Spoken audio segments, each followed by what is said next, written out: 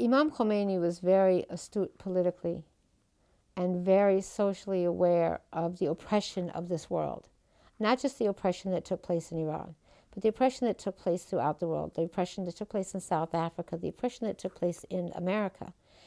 And so after the students stormed the American embassy and took many of the embassy personnel as prisoners, he immediately ordered that anyone that was Native American, African American, Hispanic, or female be released and sent back to America because of the oppression that the American government has systematically put on them throughout the history of that nation.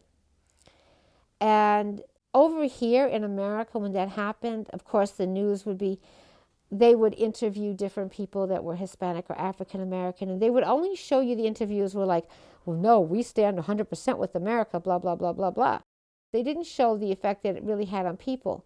And as an individual, I know, because I lived in the projects, I lived in the ghetto.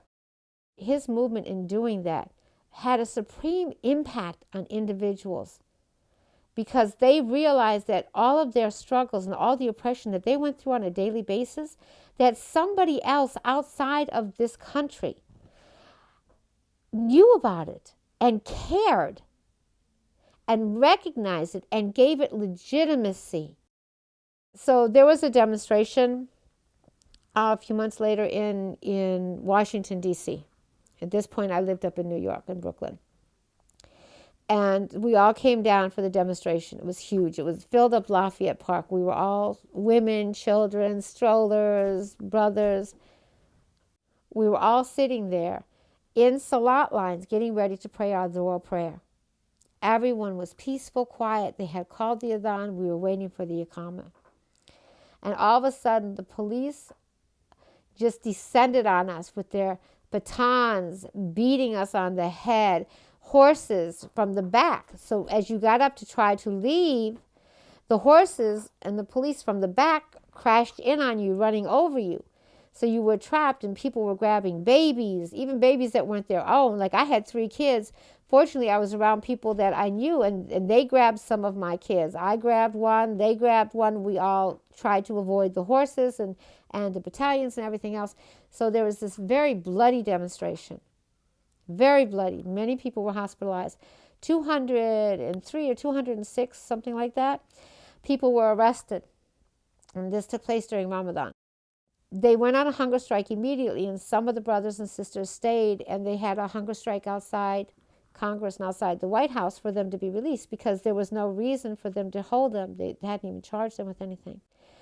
So what the U.S. government did to defuse the situation is they transported all 200 plus prisoners to New York City. But before they released them, what they did is on the TV stations, they had pictures of the Kui Center where they were going to release them to. Teletyped across the front of the screen was the address. This is before they were even released, allowing American public in their anger and hostility to know where to go to gather. They had no idea why these people were being held. They only knew that they were Iranians. And all of them even weren't Iranians. A lot of them were Americans. But there was such a hatred for Iran and for Muslims at that time. So what we did is we called Greyhound. Greyhound, rented a bus to come pick up some people. They drove up with their buses. They saw the crowd. They turned back. We called Trailways. They drove up, saw the drunk crowd, turned back. In New York last night, an angry crowd temporarily kept the Iranians from boarding buses to travel to Washington. The Iranians had been released from federal detention Tuesday night after all but 3 were found to be in the U.S. legally.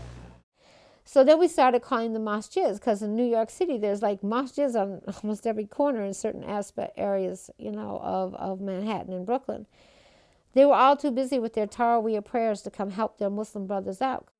All of a sudden, we hear this honking of horns, okay? And they're driving through the crowd. These vans are driving through the crowds, okay? And they pull up to the front of the masjid, and they get out almost in paramilitary style. And the American Indian movement and the Black Liberation Army had seen what was going on TV, taken and rented their own vans, drove up there to take our brothers and sisters out to safety. And the reason they did that was because of their love for Imam Khomeini, because of the way he released the prisoners taken that were Hispanic and African American and Native American and women. They realized that he stood for truth. And so they were going to help out in this way.